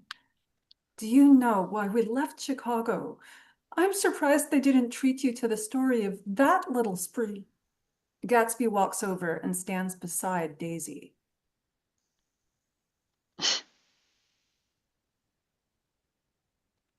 That's all over now. Just tell him the truth, that you never loved him. And all this pain will be wiped out forever. Daisy looks at Gatsby blindly. Why, how could I love him? Possibly. You never loved him. Daisy hesitates. Too late. She realizes what she is doing. I never loved him. That's right. Not even at Kapiolani? No. Not even that day that I carried you down from the punch bowl to keep your shoes stripped? Daisy? Never? Please don't. Daisy. Her voice is cold, but the anger is gone. There, Jay. She trembles as she looks to Gatsby. You want too much. I love you now. Isn't that enough? I can't help what's past. I did love him once, but I loved you too. You loved me too? Even that's a lie. She didn't know that you were alive. Now, there are things between Daisy and me that she'll never know. Things that are neither of us can ever forget. The words seem to bite physically into Gatsby. I want to speak with Daisy alone. She's all excited now. Even alone, I can't say I never loved Tom. It wouldn't be true. Well, of course it wouldn't. Daisy turns to her husband, as if it mattered to you. Of course it matters to me. I mean, I'm gonna take better care of you from now on, I promise. You're not going to take care of her anymore. Daisy's leaving you. Nonsense. I am, though. She's not leaving me. And certainly not for some common swindler such as yourself. Tom's words suddenly lean down over Gatsby. Mr. Gatsby, who exactly are you anyhow? You see, I have made quite a small investigation into your affairs. You're one of the Meyer Wolfsheim's bunch. Tom turns to the others and speaks rapidly. You see, he and this Wolfsheim's bought up a lot of these drugstores and sold bootlegged alcohol over the counter. What about it, old sport? Don't call me old sport. You see, this drugstore business is just a small change compared to the bond stunts that you and Wolfsheim have got going on right now. Well, your friend Walter Chase isn't too proud to come in on it. Well, I've been giving that some thought. Now, how does a reputable banker such as Walter Chase find himself up to his eyeballs in debt to a little kike like Wolfsheim? It's called greed, old sport. That's right. And you've got half of Wall Street out there swilling your free booze at that fun park every weekend. I'm quite surprised that he hasn't tried to drag you into it. Nick looks away sharply. Tom registers this. I mean, my God, he has. He's got nothing to do with it. With your little racket? Daisy, I mean, can't you see who this guy is? What with his house, his parties, and his fancy clothes? He's just a front for Wolfsheim. Nothing more than a gangster to get his claws into respectable folk like Walter. The only respectable thing about you, old sport, is your money. That's it. And I've just had just about as much as you. And that means we're equal. Tom smiles with smug, condescending scorn. Oh, no. No, we're quite different. Mm-hmm. I am. They are. She. You see, we're all different from you. We were born different. It's in our blood. Nothing you do or say or steal or dream up can ever change that. And a girl like Daisy will never. Gatsby explodes with Shut up! Shut up! Shut up! Shock jolts the room. We float towards Gatsby, his rage-filled eyes staring to the void as, with all his willpower, he restrains himself from ripping Tom apart. Gatsby looked in that moment as if he had killed a man. Tom snorts a dismissive laugh. That's right, Mr. Gatsby. Go on and show us those fine Oxford manners of yours. Gatsby recovers and turns to Daisy, who is trembling in the corner, on the verge of tears. My sincerest apologies. I seem to have lost my temper. Struggling for self-control, Gatsby turns towards her as if Tom suddenly no longer exists. Daisy, darling, none of this has any consequence. Don't listen to him, Daisy. Daisy blanches. Gatsby, now desperate, babbles incoherently. We're going back to Louisville to be married, and then we're going to live together in our house. There is a feeling of excruciating unease in the room, close on Nick.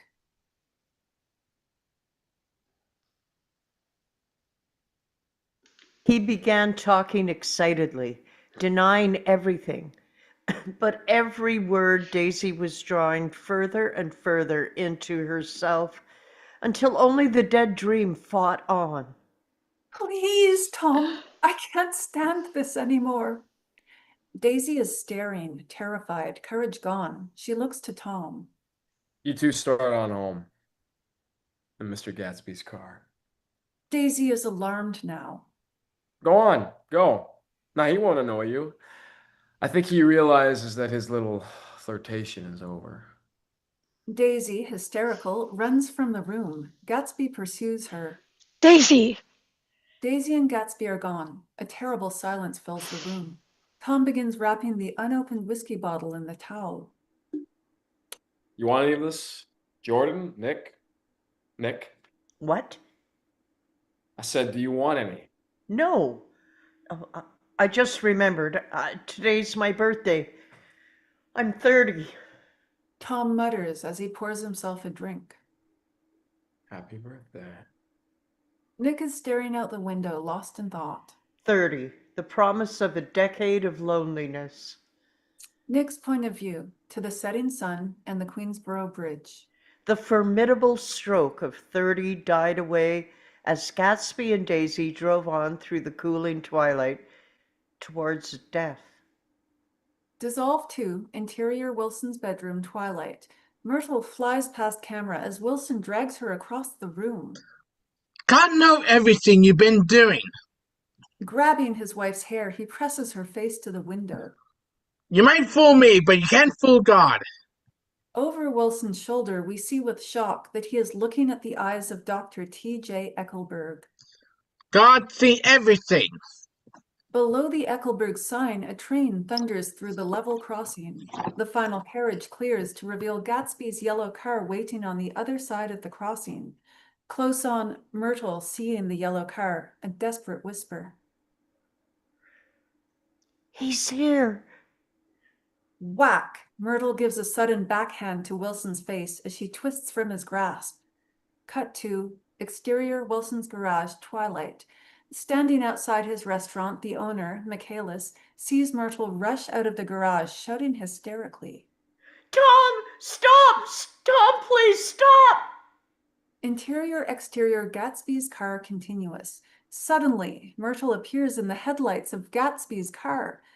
ECU. The sleeve of the pink suit and the daisy signet ring as Gatsby's hand on the wheel tries to veer away. No!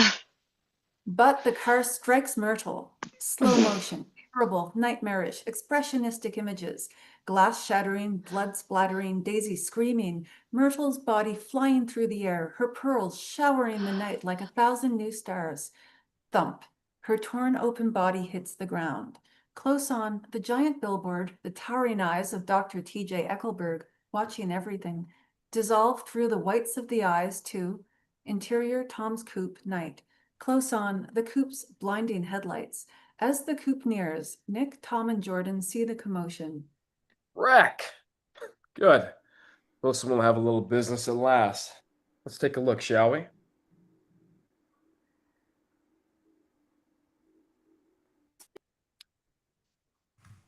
Must we? Just look. Interior Wilson's garage, night. The dim garage is lit only by a swinging yellow globe.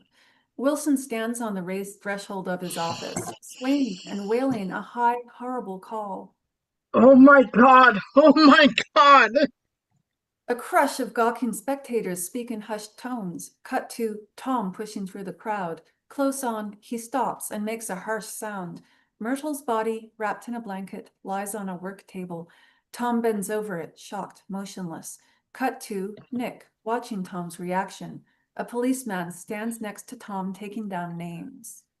Sir, I don't have to ask you to step away. Get off me! I'm fine. I'm fine. You know her. No. Not really, no. Well then, I had to ask you to step back.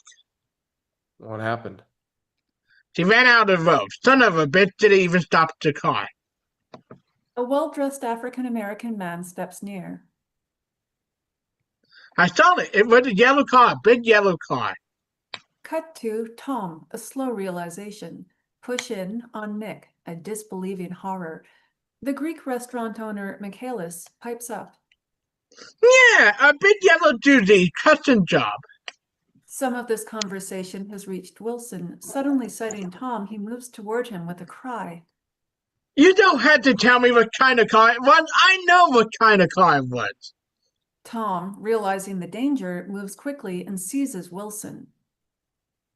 Pull yourself together.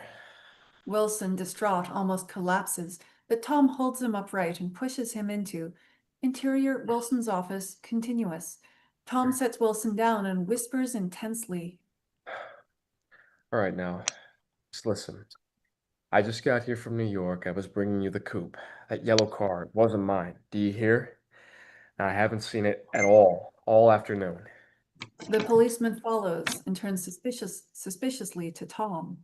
What color your car? Blue. Coupe. We've come straight from New York. Yeah, they just stopped. The policeman accepts, suspicious still. White, blue. In the relative calm of the office, Wilson's clouded, desperate eyes look up at Tom. Who owned the yellow car?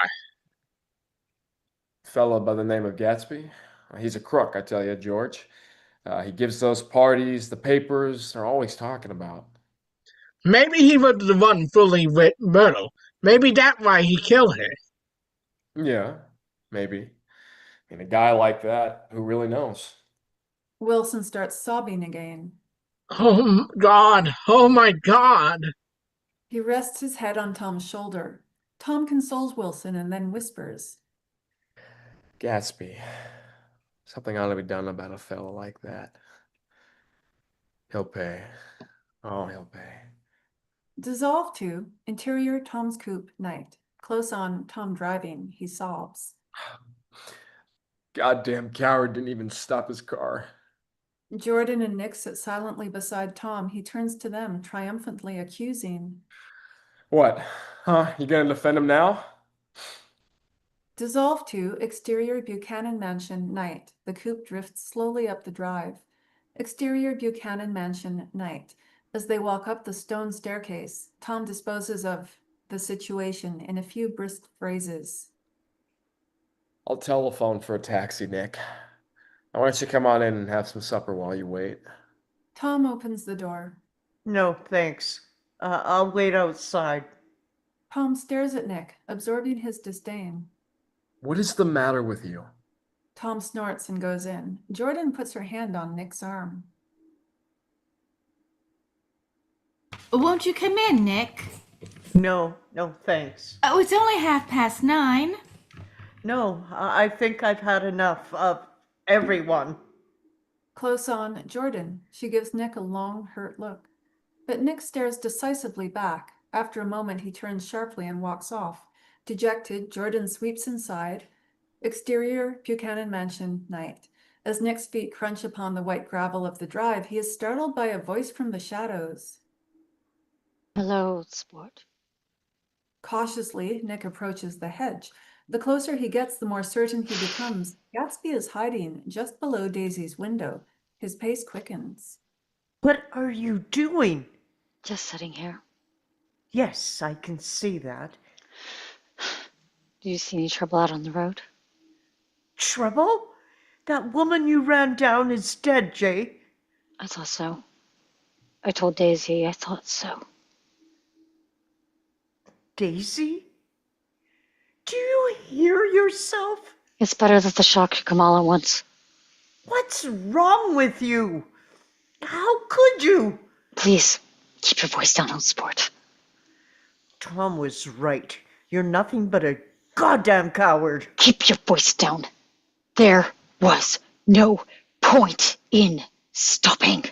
No point? It killed her instantly. Yes, I was there. I saw. It ripped her open. Panicked, Gatsby grabs Nick, trying to explain. I understand. It was my fault. The woman just rushed out as if she wanted to speak to us. It all happened so quickly. I tried to turn the wheel. She? Suddenly, the creak of a door opening, a shaft of light. Henri emerges. An interminable moment. Gatsby and Nick hold their breaths. Finally, Henri goes back in. Close on Nick, a realization. It was Daisy? Finally, and very slowly, Gatsby admits. See, after we left New York, she was very nervous. She thought driving would steadier, but this woman, she rushed out at us. Cut to, we replay the violent accident, this time fully revealing that it was Daisy behind the wheel. It all happened so quickly. It wasn't her fault. It was my fault. I should have taken the wheel. No one must know Promise me. No one. Promise me. Jay, you shouldn't be here. You should get out of here. Gatsby gazes back to the house. No, no, no. I'm going to wait. I'll wait all night if necessary. You see, Daisy locked herself in her room, and she's going to turn the light off and on again if she tries to bother her. If she tries to bother her about this unpleasant this afternoon, if he tries any brutality whatsoever. Tom won't touch her. He's not even thinking about her. Oh, I don't trust him, old sport. I don't trust him. Nick considers the light at the end of the terrace. All right. All right. You wait here. I'll see if there's any commotion. Would you do that for me? Thank you. Thank you, old sport. Exterior Buchanan Mansion, terrace, night. Nick skirts the terrace. Rounding the corner, Nick, unseen in the shadows, can see Tom and Daisy sitting at one end of the vast dining table, a plate of cold chicken and 2 bottles of ale between them. As Tom speaks intently and earnestly at Daisy, his hand falls gently upon hers, and she nods tiredly in agreement. It's going to be all right. Then, very slowly, Daisy lays her head on Tom's shoulder. Close on, Nick, shocked, angry. Dissolve to exterior Nick's bungalow, porch, night. Discover Nick sitting drinking from a bottle of whiskey. The sound of a car coming up Gatsby's drive. Interior Gatsby's garage, night. Close on Gatsby cleaning blood from the Duesenberg's fender. Nick appears coming across the yard. Jay, everything all right? Exhausted, Gatsby turns. Hello, old sport. Yes. Yes, everything's just fine. About 4 o'clock, she came to the window. She stood there. And well, she turned out the lights, so give me a hand, will you, old sport? Close on, Nick. I shouldn't have told him what I had just seen, but all I could manage was, Jay, you ought to go away. He helps Gatsby cover the car. Tonight, they'll trace your car. Go away? I can't leave now. Not tonight. Do you understand that a woman has been killed? And Nick follows him from the garage toward the house. Daisy's going to call in the morning, and we'll make plans to go away together. but Jay, she was Sensing Nick's tone, Gatsby cuts him off and banishes all doubt with intense certainty. She just needs time to think. She'll call in the morning. She just needs time to think. Jay. She just needs time to think. She's going to call in the morning. Gatsby smiles, that smile of endless possibility. He turns to go in, but stops. Wait up with me. The sun's almost up. That was the night he finally told me the truth, all of it. Dissolve to interior Gatsby's castle, map rune, night. Gatsby's voice echoes through the empty halls of his vast, lonely mansion as he confesses. You know, I thought for a while that I had a lot of things, but the truth is, I'm empty. I suppose that's why I make things up about myself, but I've wanted to tell you the whole story for a long time. You see, I grew up terribly, terribly poor, old sport. My folks were, well. As Gatsby continues, Nick's VO fades up. He revealed his humble beginnings, his transformative voyage with Dan Cody, the war, Oxford, and how he joined Wolfsheim in the business. Dissolve to exterior Gatsby's castle, wharf, pre-dawn. In the silvery pre-dawn, Nick and Gatsby trail slowly toward the end of the dock. It was also that night that I became aware of Gatsby's extraordinary gift for hope. I can't describe to you how surprised I was to find out that I loved her, old sport. And that she loved me too. A gift that I have never found in any other person. I never realized how extraordinary a nice girl could be. And which it is not likely I shall ever find again. I thought out my life with Daisy, and trying to figure out how we could marry and struggle along on so many dollars a month. Finally, Nick is able to ask. What was in the letter? Gatsby reaches the end of the wharf and looks to the green light across the bay. The truth, the reason why after the war I hadn't been able to return. In the clouds overhead, the image of Daisy in the bathtub with the dissolving letter, and now we can see that Gatsby wrote in that fateful last letter, Daisy, the truth is, I'm penniless. I asked her to wait until I've made something of myself, but she was young. There was so much pressure. The image of Daisy fades. You see, I felt married to her. That was all. It had all been for her. The house, the parties, everything. Cut to interior Wilson's garage day. Close on, a hand takes a revolver from a desk drawer. It is Wilson. Float toward the window behind him. We see the staring eyes of Dr. T.J. Eckelberg. Gotta see everything. Exterior Gatsby's castle, terrace morning. Nick and Gatsby are finishing breakfast. Mr. Gatsby, sir, excuse me. Chicago's calling, sir. No, keep it open for a personal call. A personal call? Of course. The gardener comes to the foot of the steps. I'm gonna drain the pool today, Mr. Gatsby. Not today. It's so beautiful. You know, old sport, I've never used that pool all summer. Gatsby enthusiastically heads down the stairs. Let's go for a swim. I'll have the phone transferred to the pool. As Gatsby heads toward the pool, Nick checks his watch. Oh, Jay, I've got to go. I have to work. I understand. Well, I'll walk you out. Gatsby leads Nick toward the side gate. At the gate, I'll call you up. Do, old sport. Please do. I suppose Daisy'll call too. I suppose so. Well, goodbye. Nick lingers. Then they shake hands and he starts away. Just before he reaches the hedge, he turns back and calls. There's a rotten crowd. You're worth the whole damn bunch put together. First, Gatsby nods politely, and then his face breaks into that radiant and understanding smile. I was always glad I said that. It was the only compliment I ever paid him. Dissolve 2, interior, Probity Trust Building, Nick's office, day. Close on Nick, tired, sick looking. That morning, Wall Street boomed. Its usual golden roar. But I wasn't worth a decent stroke of work. I waited for Gatsby to call with news. Exterior, Gatsby's castle, pool, day. Gatsby heads for the pool, ready to swim. While he waited for Daisy. Splash! Gatsby dives gracefully into the pool. We see Gatsby from below, body gliding through clear water. Interior, Buchanan Mansion, Daisy's bedroom, day. Close on, a white telephone on an ivory plinth. Reveal, Daisy, considering the phone.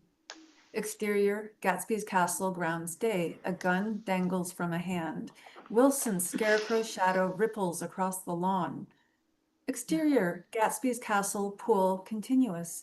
Gatsby's head breaks the smooth green surface of the water. Suddenly, bring! The phone rings. Gatsby smiles and gazes across toward the green light, toward Daisy. Full focus, atop the monumental stairs, Wilson raises a gun. The crack of a gunshot. Close on, Gatsby, a moment of strangled, startled wonder. His lips form a final, breathless, Daisy.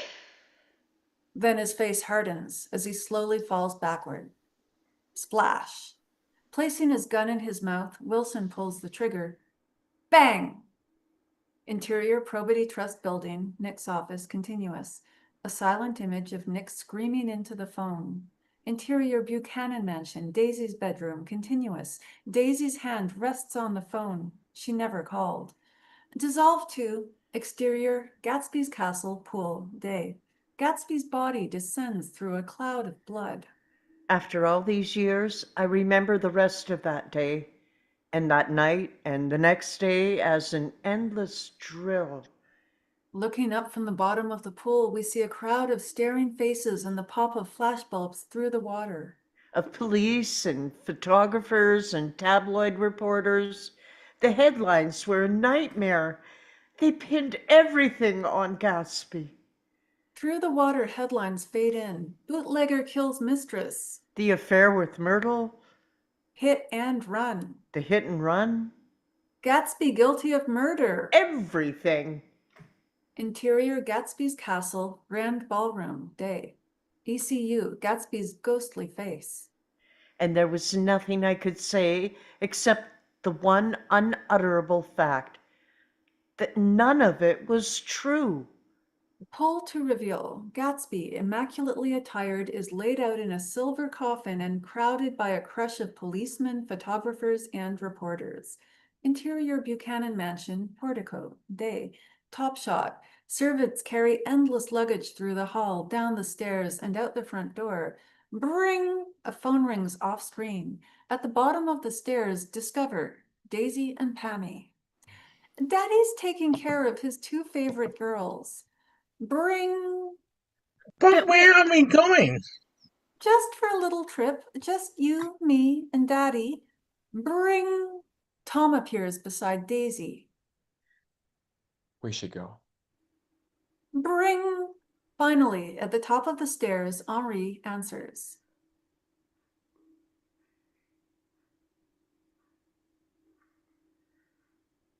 Henri? Chris? Am I? No, Dad. Cat. Oh, a Buchanan residence. Interior, Gatsby's castle, grand ballroom, continuous. Discover, Nick sits atop the deco stairs, telephone in hand. Gatsby coffin is directly below. May I speak to Mrs. Buchanan? It's Mr. Caraway, her cousin. Madame is not available. Well, when you see her, will you tell her the funeral's tomorrow? Interior, Buchanan Mansion, portico, continuous. Henri looks down to Tom, who shoots a "we're not here" look. I'm sorry, but they have gone away. Gone away? Do you know when they'll be back? No. Interior, Gatsby's castle, grand ballroom, continuous. Please, I know she would want to be there. If you could just get a message to her. I have no further information, monsieur. Au revoir. Interior, Buchanan Mansion, portico, continuous. Click. Henri abruptly hangs up. Hello? Hello? The Buchanan family exits. Interior, Gatsby's castle, grand ballroom, continuous. As Nick slowly, bitterly hangs up the telephone. They were careless people, Tom and Daisy.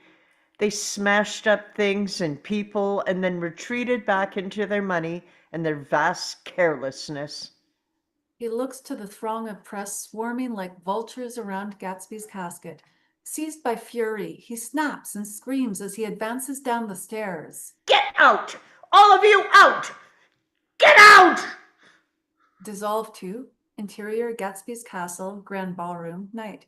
Time has passed. Nick sits on the steps, slouched against the rail. He looks down to Gatsby's still face, sad, alone. I rang, I wrote, I implored. The camera pushes slowly down towards Gatsby. But not a single one of the sparkling hundreds who had enjoyed his hospitality all summer attended the funeral. ECU, Gatsby. And from Daisy, not even a flower. Distraught and exhausted, Nick's eyes slowly close. I was all he had, the only one who cared. Dissolve to Interior Sanitarium, doctor's office, summer, morning. Nick is sound asleep on the couch, his typewriter and dozens of type-filled pages in front of him. Clearly, he has been writing all night. The doctor enters. He looks tenderly to Nick and picks up a loose page from the floor. Dissolve through the page to exterior, New York City, day. It's winter now. The city is blanketed by an unforgiving, cold gray sky. After Gatsby's death, New York was haunted for me. Discover Nick, a tumult of anger, grief, and despair wandering unshaven through a Fifth Avenue crowd. That city, my once golden, shimmering mirage, now made me sick. Dissolve to exterior Gatsby's Castle front gates evening. Drift toward Gatsby's Castle, ghostly in the moonlight. On my last night in New York, I returned to that huge, incoherent house once more. Dissolve to interior Gatsby's Castle night. Very drunk, Nick trails over broken relics of lost grandeur through rooms that have been stripped. Wolfsheim's associates had cleaned the place out. All around Nick, ghostly images from Nick's memory, from all those glittering parties, haunting snatches of music, laughter and conversation, imagery, mixing and fading in and out. He threw all those parties, hoping she would wander in one night. It's like an amusement park. But how do you live here all alone?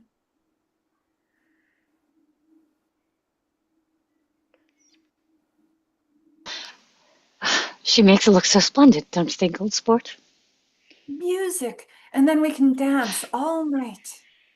Stiff, will you come, old sport? We need you. I wish it could always be like this. It will be. Dissolve to exterior Gatsby's Castle terrace night. Nick wanders out as light rain begins to fall. I remembered how we had all come to Gatsby's and guessed at his corruption, while he had stood before us concealing an incorruptible dream. A final memory. Gatsby and Daisy together on the dance floor. Daisy leans in and whispers happily to Gatsby, "It's perfect. From your perfect, irresistible imagination." Dissolve to exterior Gatsby's Castle wharf night. Nick stumbles along the dock, the rain falling steadily now. The moon rose higher, and as I stood there, brooding on the old unknown world, I thought of Gatsby's wonder when he first picked out the green light at the end of Daisy's dock. Nick looks to the end of the dock where he first saw Gatsby that warm summer night. He had come such a long way. And suddenly, shimmering ghostly through the rain, Gatsby's silhouette can be seen once more, gazing out across the bay. And his dream must have seemed so close that he could hardly fail to grasp it. Gatsby turns back towards Nick and smiles. He did not know that it was already behind him. Nick smiles back. Gatsby believed in the green light, the orgastic future that year by year recedes before us. Push past Gatsby, out over the water toward the green light eternally pulsing at the end of Daisy's dock. It eluded us then, but that's no matter. Tomorrow we will run faster. Gatsby reaches out. Stretch out our arms farther, and one fine morning... As we push past Gatsby's outstretched hand, the opening image returns, the green light pulsing in the abstract dark. Nick's final words appear as type on the screen.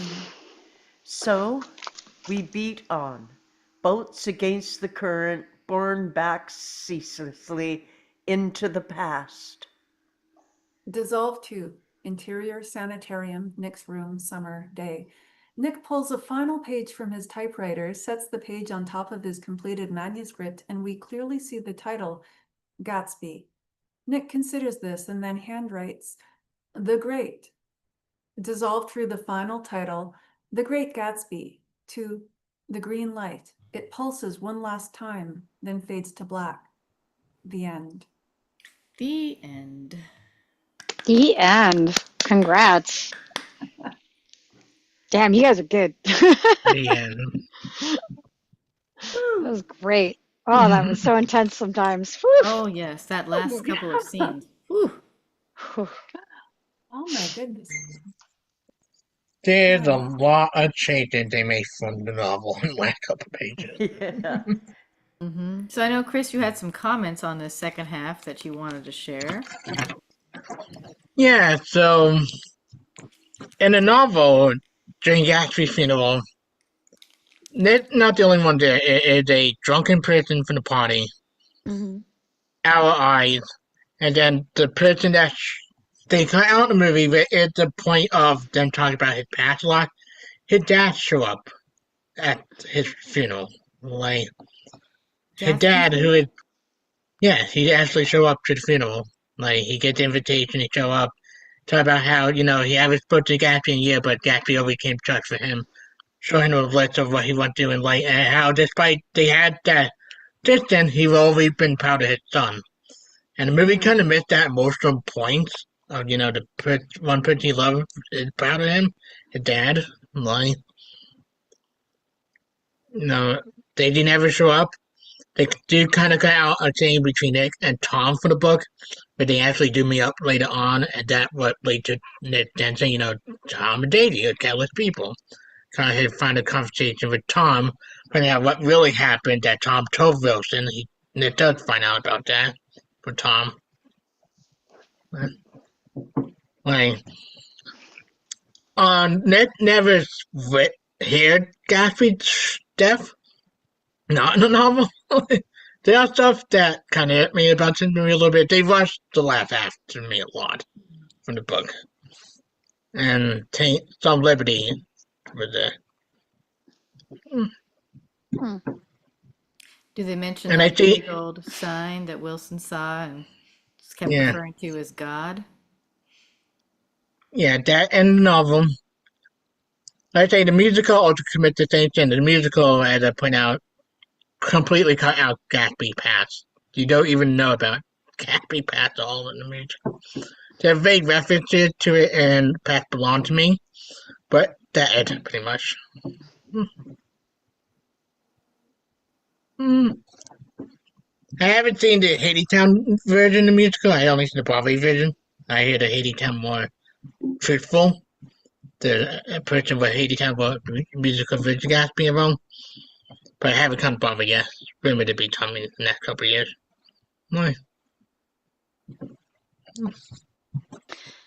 I haven't read The Great Gatsby. It's one of the books that I've been meaning to read, but I haven't read it yet. So I'm gonna have to definitely read it.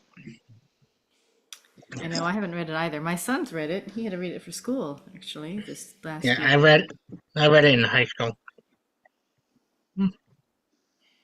I actually listened to a podcast about it today at Oh, that's TD. fun. That they were talking a lot about how it means a lot of different things and how it's Yeah, surface it's this fun glittering thing about crazy rich people and their parties and some gangsters as well, but there's actually a lot more to it than that. and Mhm. that my problem with Bob Lerman version of it. He kind of goes of style over substance a lot in the movie. There are lines specifically taken out. The whole point of Gatsby realizing Satan might not be in love with him as he is with her. He hits that at one point on her eye is full of money. It's his statement in the book. Like, and right before they go to the hotel, like the moment Gatsby kind of had realization. Like,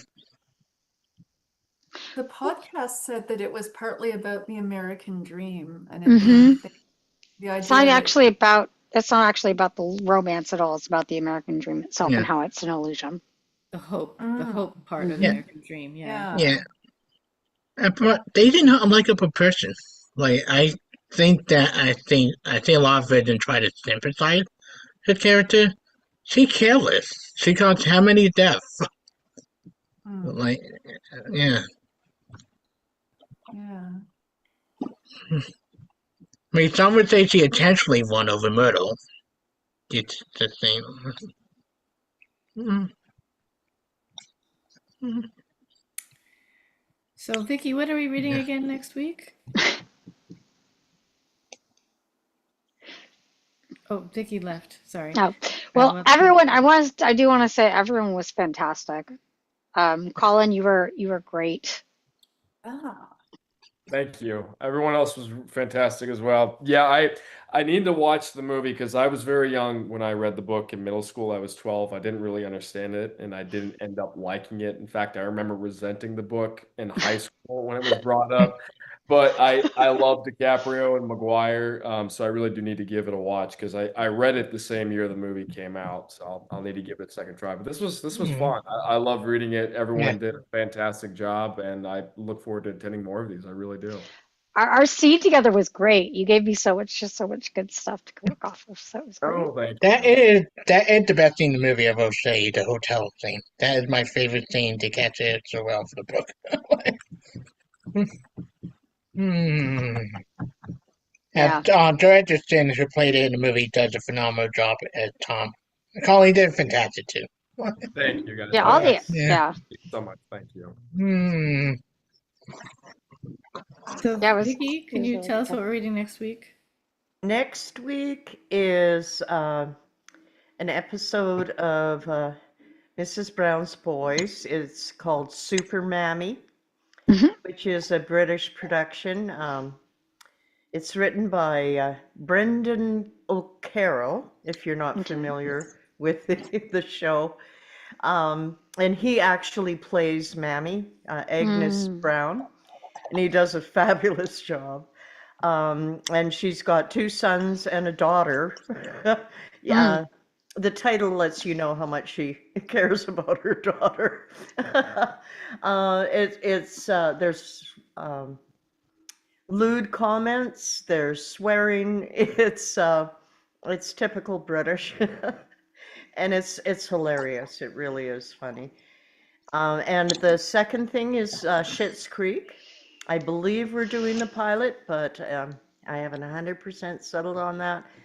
But it's probably going to be the pilot. So we've got Canadian humor, and Awesome. again, quite extreme, and it's award-winning. Um, really good cast that does the show. So it's going to be Yeah. a fun night. And they're both half-hour shows. So in the end, it's not going to be a long night, but it'll be a fun night. Mm. On the following 2 weeks, we're doing Harry Potter. Oh, I'll Oh, have to put a fun. poll out for which one. Yes. So Which Harry Potter? we're gonna put a poll out and see. We have scripts for all 7, I think, or 8, Wow. depending on how you want to do it. Yeah. So Yeah. we'll just pick the one that gets the most votes, I think. All right.